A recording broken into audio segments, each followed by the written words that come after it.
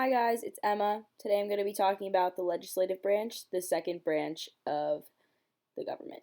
The legislative branch is the branch of government that's in charge of making the laws. So their main powers are to enact legislation, declare war, confirm or reject presidential appointments, and they also have investigative powers. They're the only branch of government that can make or change laws.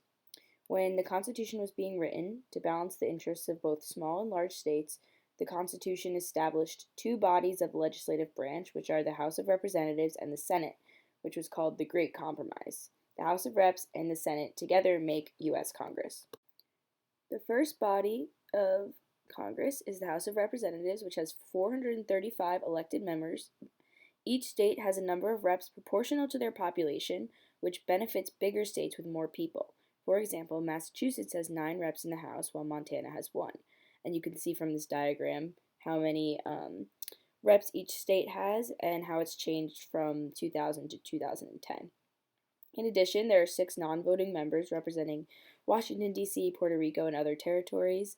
House of Reps are elected every 2 years. The leader of the House is the Speaker of the House, which is elected by the representatives.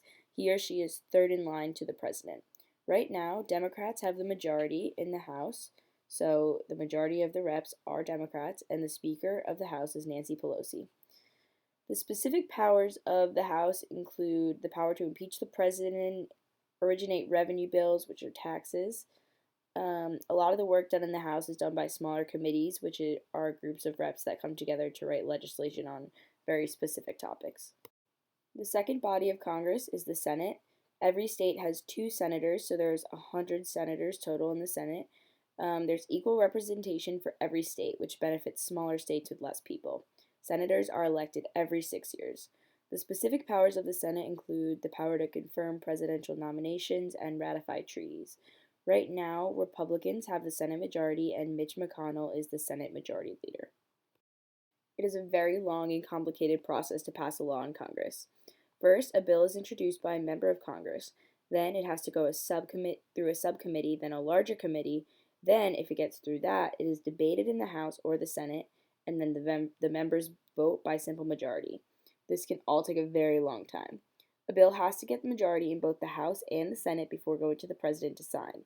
If he or she does, the bill becomes law. The president is also allowed to veto or turn down a law.